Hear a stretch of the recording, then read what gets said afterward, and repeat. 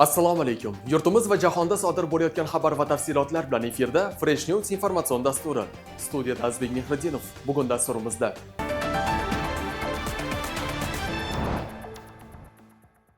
Qurbon hayiti bayrami kuni Toshkent metrosi ma'lum vaqt bepul bo'ladi. Bugun O'zbekiston milliy terma jamoasi Abu Dabida Birlashgan Arab Amirliklariga qarshi maydonga tushadi. Farg'onada tabiiy gazdan noqonuniy foydalangan sex aniqlandi. Bularning barchasi Fresh News informatsion dasturida batafsil.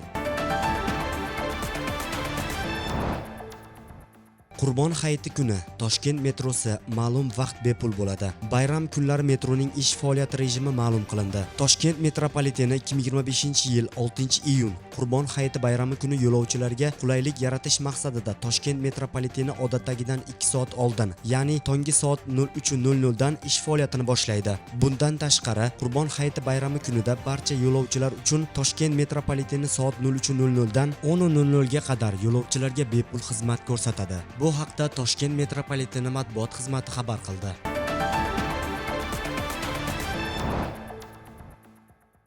Xiva shahrida bog'dorchilik yo'nalishida faoliyat yurituvchi mas'uliyati cheklangan jamiyat rahbari 19,9 gektar yer maydonini go'yoki 30 gektar ekanligini aytib, uni mansabdor tanishlari orqali xaridor nomiga rasmiylashtirib berish evaziga 120 ming AQSh dollari hamda 80 sotix qismida ko'p qavatli turar joy binosi qurishga ruxsat olib berish uchun 60 ming AQSh dollari, jami 180 ming AQSh dollarlari talab qiladi. Toshkent viloyatida kuzatilgan holatda Angren shahrida yashovchi 1987-yilda tug'ilgan muqaddam bir necha marotaba sudlangan shaxs shahar hududida joylashgan hamda bog'dorchilikka mo'ljallangan 18 sotix yer maydonini va unga tutash bo'lgan Ohangaron o'rmon xo'jaligi fondiga qarashli 2 gektar yer maydonini 100 ming AQSh dollarlariga sotishini hamda 21 ming AQSh dollari evaziga kadastr tizimida ishlovchi tanishlari orqali xaridor nomiga rasmiylashtirib berishini aytadi. Lekin so'ralgan 121 ming AQSh dollarini olgan vaqtida Davlat xavfsizligi xizmati va Bosh prokuratura huzuridagi departament xodimlari tomonidan uning noqonuniy harakatlariga chek qo'yildi. Hozirda barcha holatlar yuzasidan mazkur shaxslarga nisbatan jinoyat ishlari qo'zg'atilib, tergov harakatlari olib borilmoqda.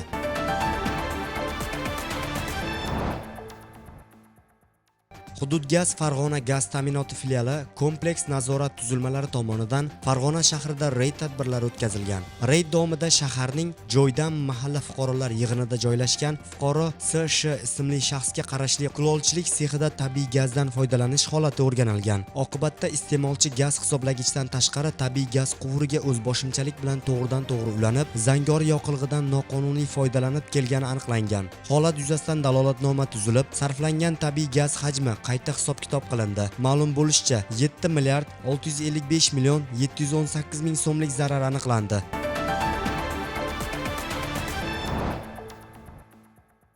Jahon chempionati 2026 saralash. Bugun O'zbekiston milliy terma jamoasi Abu Dabida Birlashgan Arab Amirliklariga qarshi maydonga tushadi. Ushbu uchrashuvda qo'lga kiritilgan bir ochko ham Timur Kapadze boshchiligidagi O'zbekiston milliy terma jamoasini jahon chempionatiga olib chiqadi. Bugun 5-iyun kuni futbol bo'yicha O'zbekiston milliy terma jamoasi 2026-yili bo'lib o'tadigan jahon chempionati saralash bahslarining so'nggi saralash bosqichi 9-tur doirasida Abu Dabida Birlashgan Arab Amirliklari terma jamoasiga qarshi bahs olib boradi. Ushbu uchrashuvda qayd etilgan durang natija ham Timur Kapadze boshchiligidagi O'zbekiston milliy terma jamoasini jahon chempionatiga olib chiqadi. Ushbu o'yin Toshkent vaqti bilan soat 21:00 da start oladi.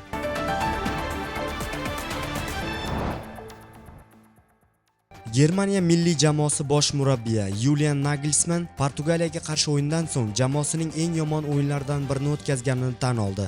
Garchi hisob 0-0 bo'lsa ham birinchi bo'limda biz o'yinni raqibga berib qo'ydik. Portugaliya bizga bosim qilmayotgan edi. Shunchaki 1-2 bo'lsa-da, maydondagi holatdan kelib chiqilsa, bu 0-3 hisobidagi mag'lubiyatga o'xshab ketadi. Endi har birimiz, jumladan murabbiylar ham nega bunday bo'ldi degan savolga javob topishimiz kerak, dedi Nagelsmann ZDF efirida.